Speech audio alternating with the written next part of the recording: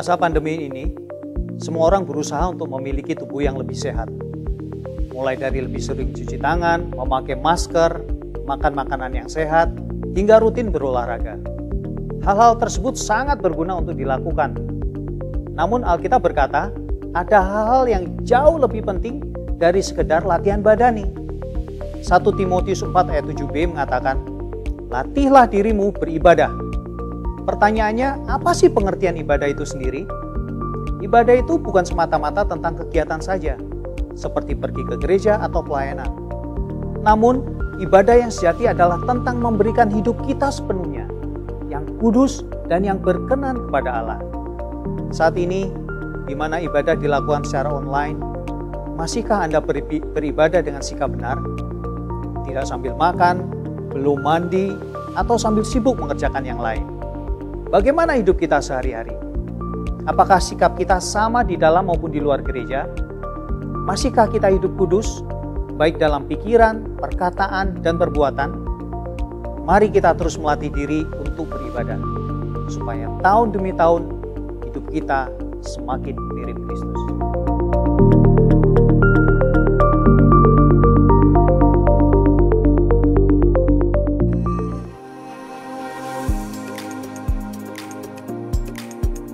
Selamat pagi saudara-saudari, selamat datang di Kebaktian Online GKDI Jakarta.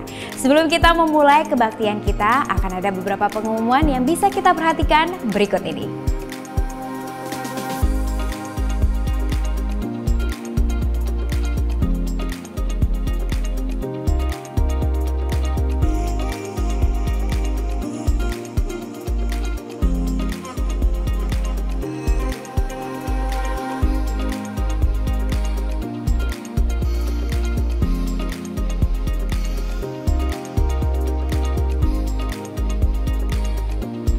Sebentar lagi kita akan memulai kebaktian online kita.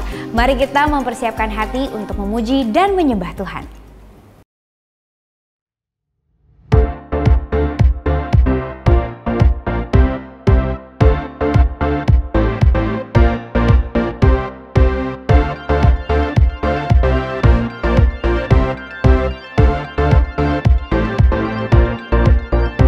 Sometimes I feel that I could fight an army with just me and you, and there's no one could harm me. Oh, but sometimes I can feel a little shy. It's then I need to know that you are there. That's why I'm singing, be with me, Lord. When I'm down, be with me, Lord. When I'm lonely, be with me, Lord. When I'm tired, I need you only.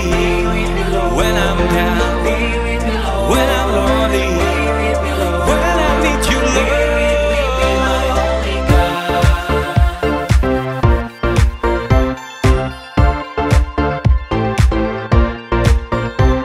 I know you said that I will not be tested more than I could bear, and that you have my best in mind with everything that ever comes my way. I know you're in control, so hear me as I pray. I'm singing, be with me, Lord. When I'm down, be with me, Lord. When I'm lonely, be with me, Lord. When I'm tired, I need you only. When I'm down, be with me, Lord. When I'm lonely, be with me, Lord. When I need you, Lord. My only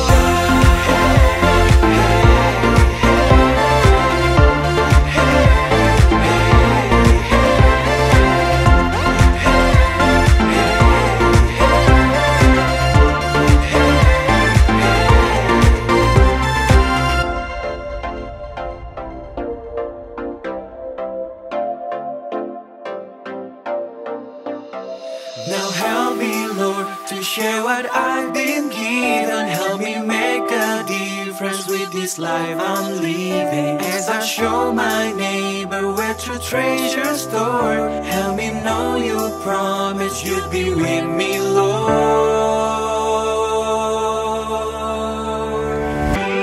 When I'm down,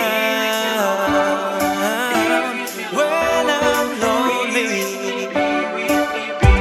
when I'm tired, I need you, Lord.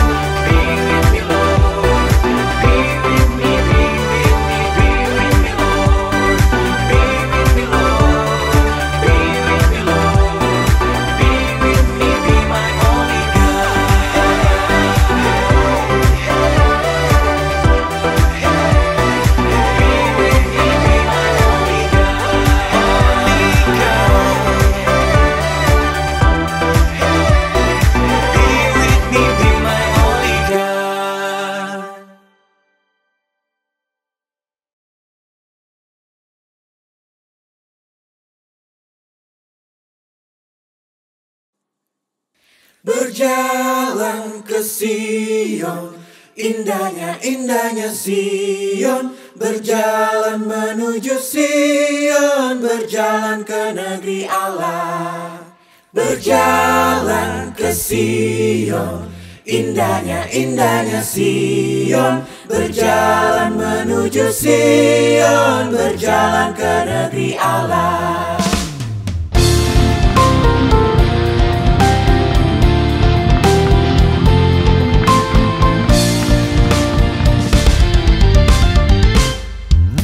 Hai sekalian orang yang mengasihi Tuhan, hendaklah kamu pun datang, hendaklah kamu pun datang, menyanyi pujian,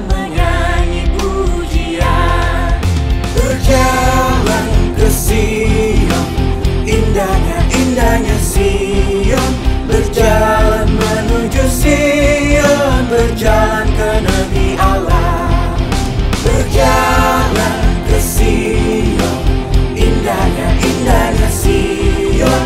Berjalan menuju Sion, berjalan ke negeri Allah.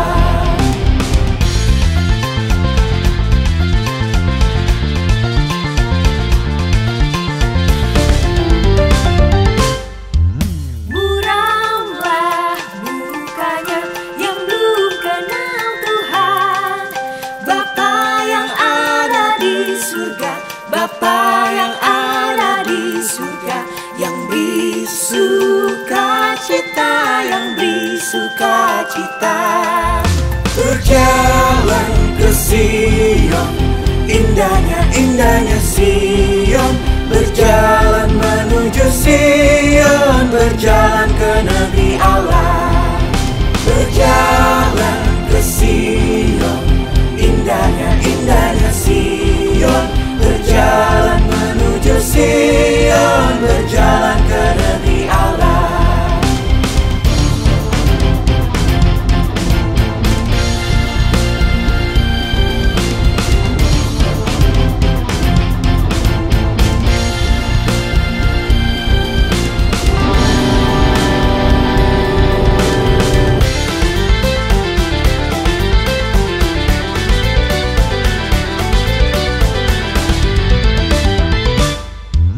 We're marching to Zion, beautiful Zion. We're marching upward to Zion, the beautiful city of God.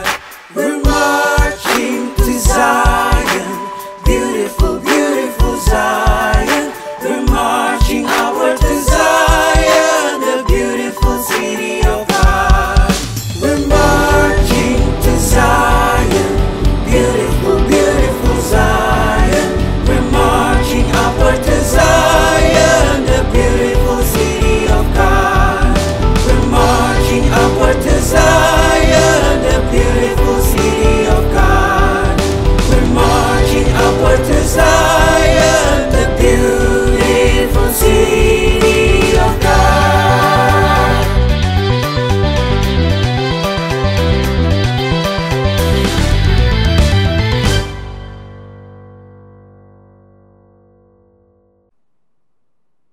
Selamat hari Minggu. Sangat bersyukur kalau pagi ini kita bisa berkumpul lagi dalam keadaan sehat dan tetap di bawah lindungan Tuhan. Sebelum kita mendengarkan firman Tuhan, mari kita tundukkan kepala dan mari kita berdoa.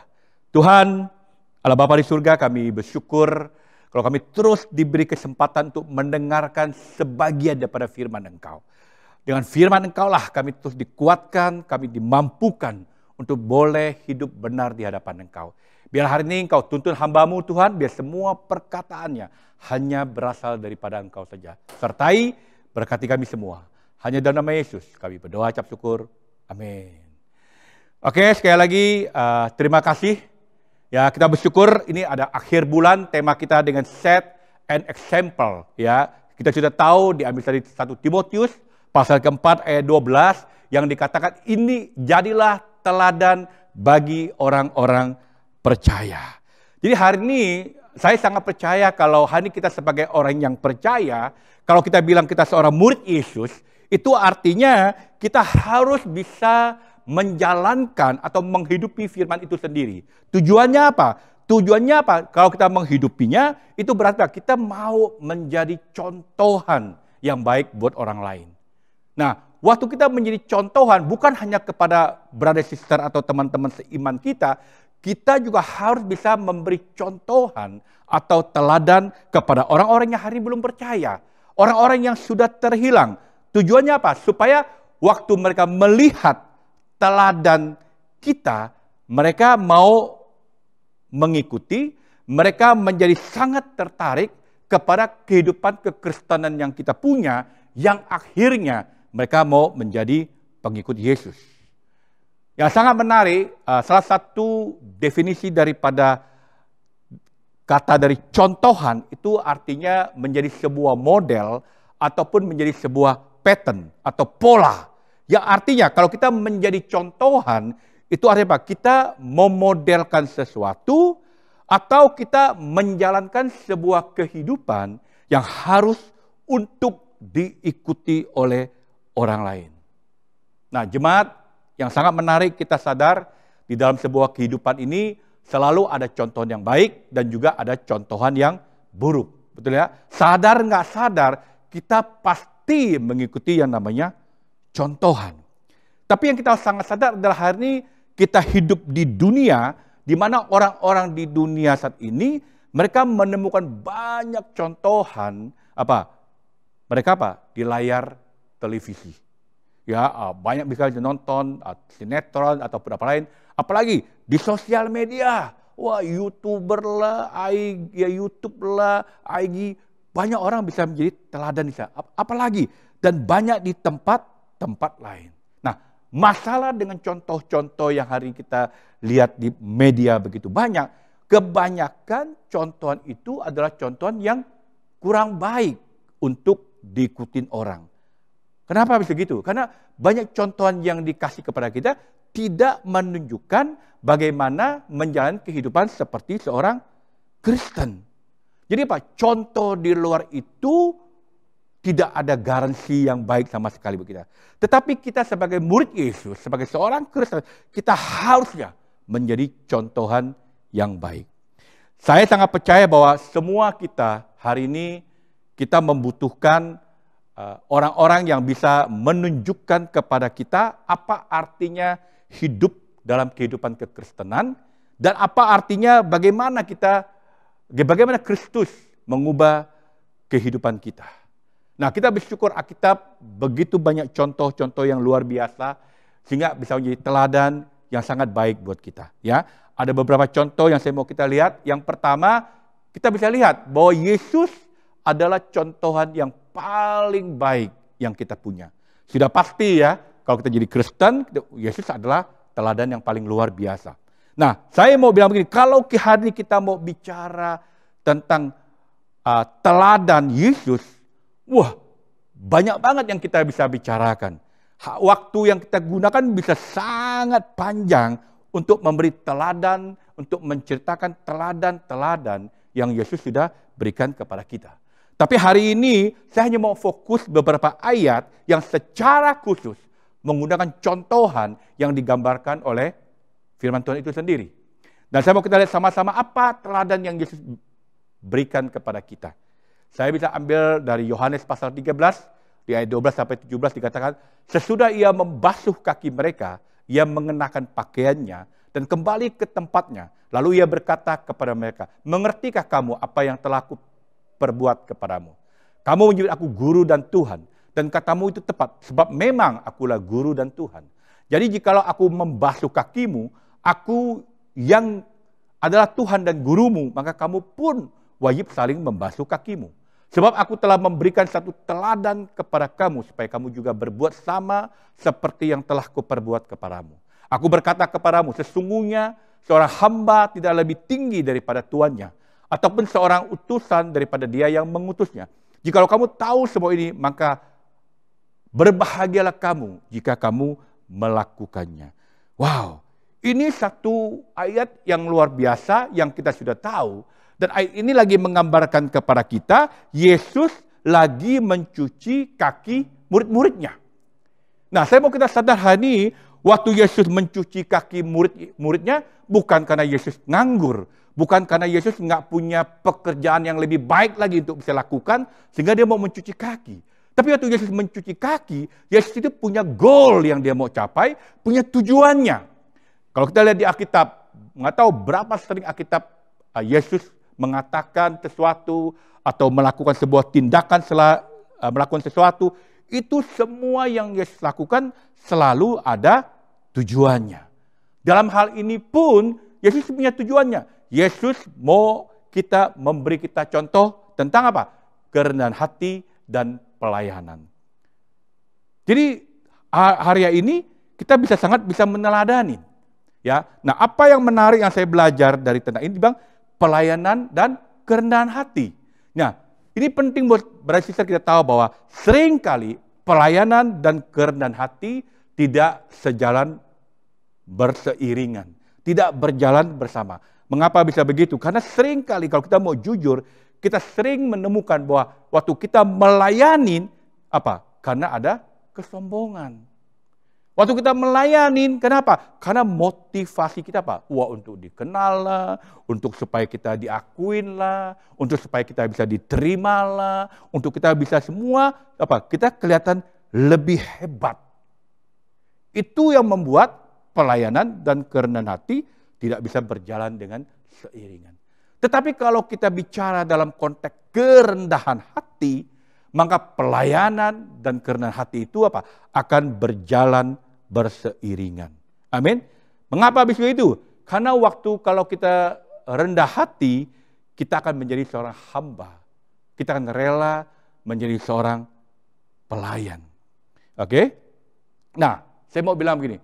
Kalau hari ini brother sister, kita tidak mau terlibat untuk melayani sama sekali. Kita nggak mau repot sana sini sampai ini. Itu mungkin apa? Kita ada masalah dengan kerendahan hati. Atau mungkin saja kita ada masalah yang terjadi.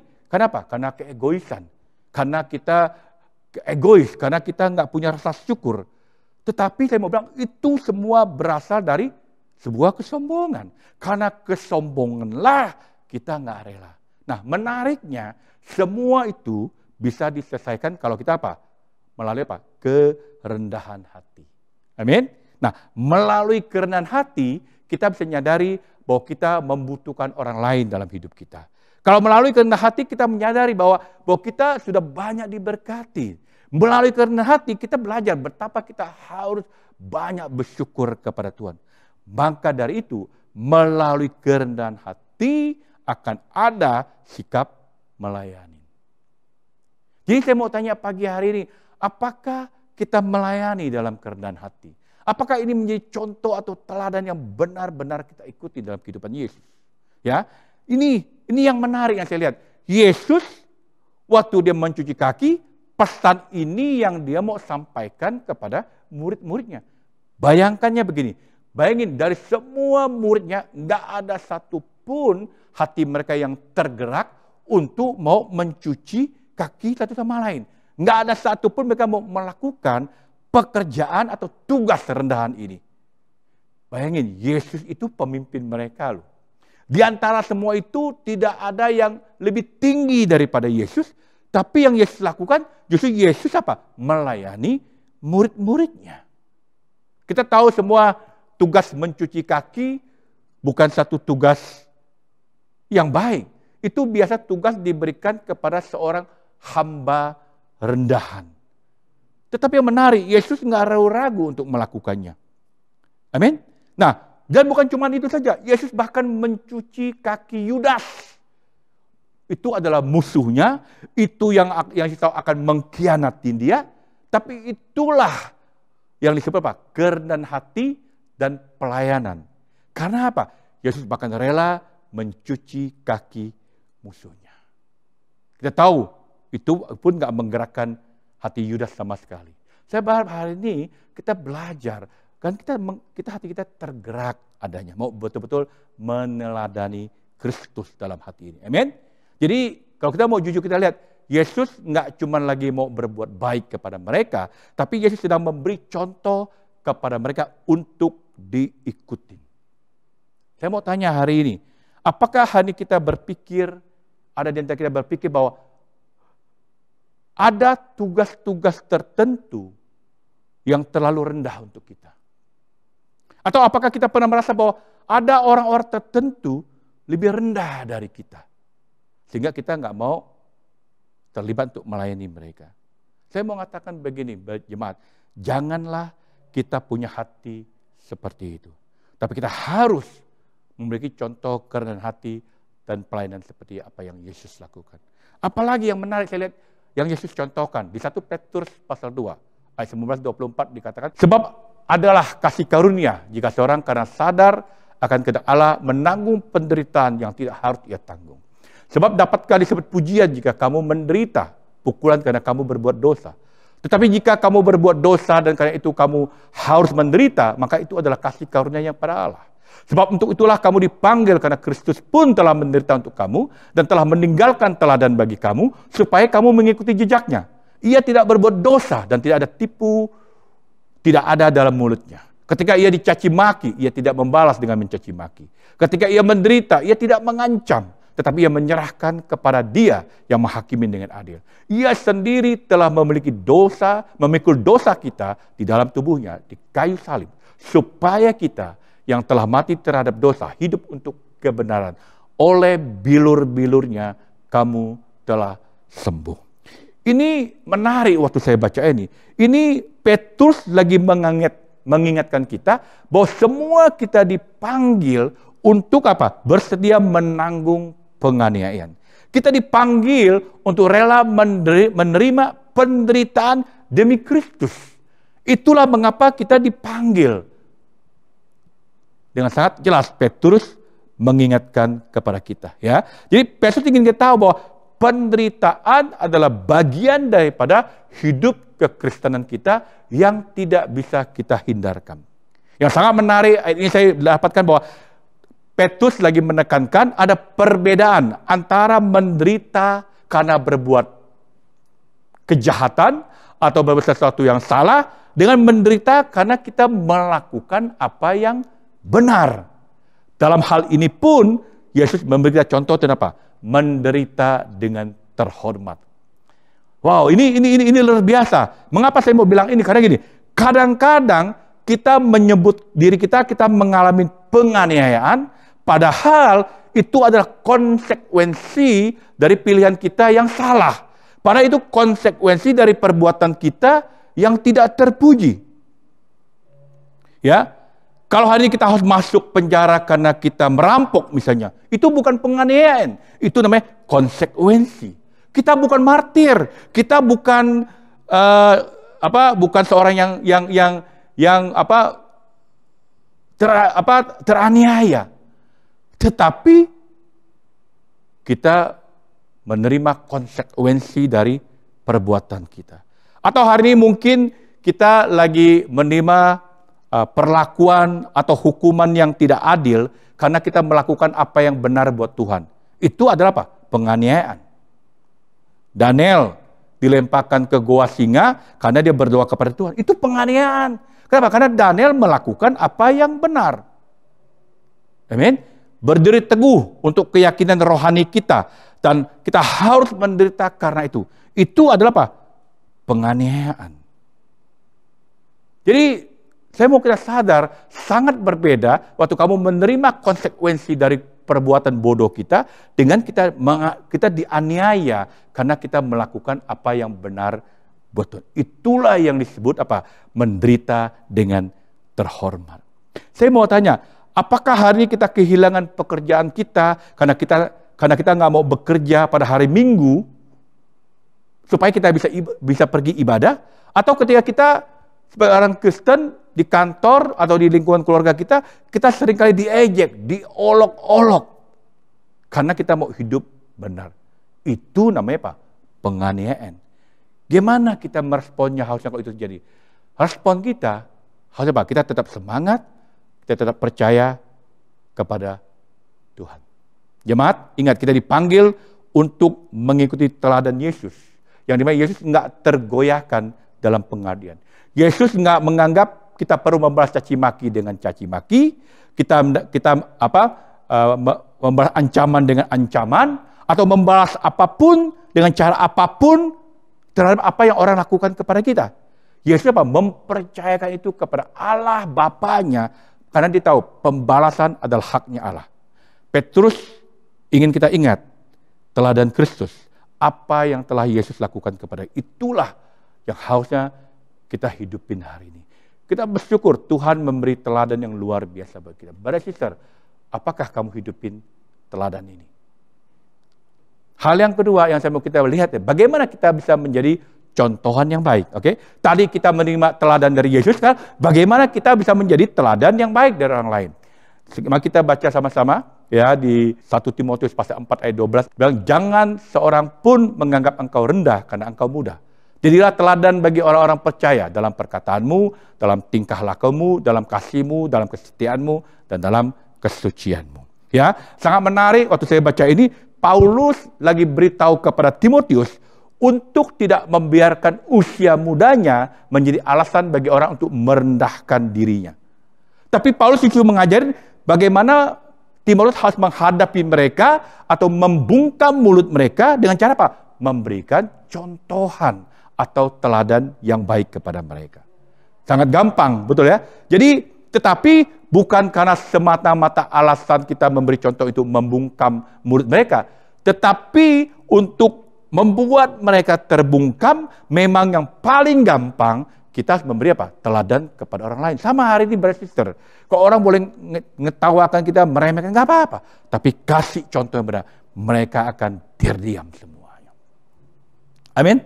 Jadi hari ini saya lihat mungkin orang-orang mentertawakan Timotius, mereka pikir, alah Timotius ini pasti nggak pernah dewasa, Timotius ini nggak akan pernah menjadi orang yang bijaksana, atau bahkan mungkin mereka pikir, oh Timotius ini nggak akan pernah menjadi pemimpin yang baik, ya nggak mungkin, dia masih terlalu muda, masih bawa kencur. Pernah nggak kamu dianggap kemarin sore, alah kamu ngomong itu paling semangat kamu cuma sebentar, aku pengen lihat, pasti bungkam mereka dengan teladan yang kita kasih kepada mereka. Nah, yang menarik, Paulus lagi ngomong kepada Timotius juga untuk mendorong Timotius, jangan pedulikan apa yang mereka katakan. Kita coba fokus melakukan apa yang benar menurut Tuhan, dan kita beri teladan, maka mereka bisa diyakinkan. Nah, Paulus nggak cuma nasihat Timotius, tapi Paulus juga memberi nasihat kepada Titus. Di Titus 2 ayat 7-8 dikatakan, dan jadikanlah dirimu sendiri suatu teladan dalam berbuat baik. Hendaklah engkau jujur dan bersungguh-sungguh dalam pengajaranmu. Sehat dan tidak bercela dalam pemberitaanmu, sehingga lawan menjadi malu, karena tidak ada hal buruk yang dapat mereka sebarkan tentang kita. Jadi pada dasarnya, Paulus berkata kepada Timotius dan Titus adalah, biarin orang mau ngomong apa saja, terserah. Yang penting apa? Kamu tetap fokus menjadi teladan dalam kesalahan. Nah, dalam hal ini aku hanya mau mengambil beberapa aja yang kita harus fokus untuk menjadi contohan atau teladan kepada yang lain. Yang pertama saya mau bicara adalah menjadi contohan dalam perkataan. Ya, di ayat 1 Timotius pasal 4:12 dan Titus 2 ayat 7-8 ada dua kata yang sama, yaitu perkataan dan pemberitaanmu. Itu adalah dalam bahasa Inggris adalah kata yang sama, speech. Ya, jadi perkataan itu sangat penting hari ini. Orang akan lihat kita Kristen, kita murid Yesus, gimana cara-cara kita berkata, apa isi-isi perkataan kita. Itu menjadi sangat penting yang kita harus bisa menjadi contohan juga buat orang lain. Bayangkan, brother sister, Yakobus mengatakan lidah adalah hal yang paling sulit dikendalikan. Dengan lidah yang sama, kita bisa memuji dan kita bisa mengutuk Tuhan. Dengan lidah yang sama, kita bisa memuji orang dan menghujat orang. Bayangin, lidah itu cuma 2 inci panjangnya, tapi sanggup membunuh 2 meter orang. Bahaya sekali. Betul ya? Dengan lidah, kita sangat mudah berbicara negatif kepada orang lain. Dengan lidah sangat mudah kita menjatuhkan orang lain. Kita mengutuk. Dengan lidah sangat gampang kita apa? Membuat lelucon yang gak baik, lelucon yang kotor. Dengan lidah kita gampang bisa bergosip, kita bisa berbohong. Saya mau tanya hari ini, bisa nggak dikatakan, apakah perkataan kita bisa mencerminkan kita adalah seorang Kristen yang taat atau yang nggak taat? Coba kita tanya, apakah kata-kata kita membuat orang tersemangati atau kata-kata kita lebih banyak mengecewakan orang lain? Atau apakah kata-kata kita sangat mudah kita berkata kasar atau sembrono? Perkataan menjadi sangat penting kalau kita mau hidup benar di hadapan Dia. Amin. Ya, di Efesus pasal 4:29, janganlah ada perkataan kotor keluar dari mulutku. Jadi ini sesuatu yang baik. Teladan baik kita dapat dirusak oleh ucapan jahat kita. Karena itu kita harus bisa menjaga mulut kita. Nah, saya ada satu quote yang saya suka, dibilang, orang bijak berbicara karena mereka mempunyai sesuatu untuk dikatakan. Orang bodoh berbicara karena mereka merasa harus mengatakan. Artinya apa? Orang bijak kalau ngomong, dia ngomong punya makna. Tapi orang bodoh asal ngomong saja, cuman kelihatan supaya bagus. Jadi nggak bisa. Tuhan mau kita menjaga mulut kita. Nah, gimana caranya? Jangan apa? Artinya apa? Kita harus bisa mengisi hati kita dengan kekudusan. Sehingga apa? Sehingga apa yang keluar dari mulut kita adalah hal-hal yang kudus juga. Mengapa begitu penting? Karena apa yang keluar dari mulut kita itu berasal dari hati kita. Jemaat, sudah seharusnya kita bisa memberi teladan juga dalam perkataan kita kepada orang-orang lain. Apalagi berikutnya yang saya mau kita fokus, yaitu apa? Tingkah laku kita. Kita juga harus memberi contohan dalam tingkah laku. Dalam hal apa? Gimana kita menjalani urusan kehidupan kita. Gampang, jadilah contohan dalam perilaku kita. Jalankan bisnis dengan benar. Amin. Sebagai karyawan, bekerja dengan benar. Orang sekolah yang benar. Waktu kamu pacaran yang benar. Ya, kita sudah menikah, mari kita bangun hubungan suami istri yang benar. Hormat, respect satu sama lain. Jadi gimana supaya kita punya tingkah laku yang benar? Jalanin hidup kita apa? Mau memberi, mau berkorban, mau mengasihi, mau melayani. Itu yang saya percaya yang harus kita hidupin kalau kita mau punya tingkah laku yang benar di hadapan Tuhan.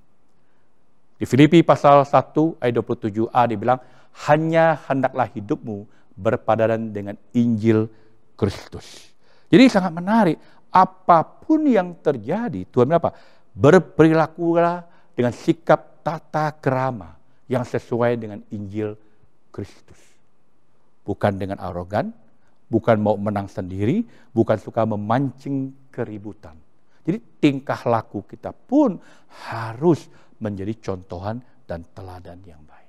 Saya suka ada satu quote bilang, perilaku yang baik akan membuka banyak pintu yang dimana pendidikan yang terbaik tidak bisa.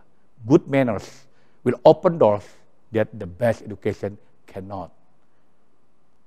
Lihat, perilaku yang baik itu nggak ada hubungan dengan pendidikan kamu yang luar biasa. Tapi kalau kamu punya perilaku yang baik, kamu bisa contoh kasih baik, kamu bisa banyak buka pintu yang sangat banyak untuk orang bisa menjadi mengikuti Kristus dalam kehidupannya. Amin. Berikutnya saya mau kita lihat apa? Jadi teladan dalam kemurnian. Apa artinya kita menjadi teladan kemurnian? Jadi apa? Jalanin hidup kita menjauhkan percabulan. Jalanin hidup kita jauhkan dari unsur-unsur kejahatan. Artinya apa? Jangan biarkan diri kita menyimpang sana sini. Jangan biarkan diri kita berpikiran terbolak-balik. Jangan biar pikiran kita menjadi sangat kejam. Kan? Pikiran ini, kemurnian ini penting dalam pikiran kita ya. Terkadang kita mungkin hari ini, saya nggak tahu, mungkin kita mempunyai pemikiran yang tidak begitu baik terhadap orang lain. Mungkin pikiran kita di mana kita ingin menyakiti orang lain, pikiran di mana kita ingin melihat orang yang menderita sesuatu yang lebih buruk terjadi pada orang lain. Tapi itu adalah ketidakmurnian. Itu adalah sebuah kenajisan bagi Tuhan. Hari ini mungkin orang nggak bisa lihat pikiran kita. Tetapi jika andai kata kita tidak bisa mengendalikan pikiran-pikiran kita yang tidak murni, saya mau bilang ini, pikiran itu akan menjadi perbuatan dan perilaku yang tidak murni juga. Karena itu hari ini, brother sister, kita perlu menjadi contohan kemurnian bagi orang lain. Kita harus bisa murni dengan film-film yang kita nonton. Kita harus bisa murni dengan aktivitas online kita. Bersikap murnilah di tempat kita kerja dengan perilaku kita. Jangan apa, kita buat komentar, nyindir sana, nyindir sini, atau komentar-komentar yang sengaja kita nakal. Kemurnian pun harus bisa jadi teladan kita. Ini yang saya bisa sampaikan kepada kita. Kita harus belajar Alkitab luar biasa. Kita perlu meniru Yesus. Kita perlu bertumbuh dalam Tuhan. Betul ya? Yesus adalah contoh yang baik. Yang kedua, kita harus menjadi contohan bagi orang lain. Dalam perkataan, tingkah laku, kemurnian. Itu saja. Mari kita tundukkan kepala dan kita berdoa. Tuhan, terima kasih kalau hari ini kita belajar tentang gimana kita dapat teladan yang luar biasa daripada Kristus. Bila kita bertumbuh dalam area ini, kita juga belajar gimana kami harus menjadi contohan bagi orang lain. Bila apa hari ini kami belajar, membantu kami dan kami bertumbuh dalam setiap area itu. Sertai berkatin kami semua. Dalam nama Yesus kami mengucap syukur. Amin.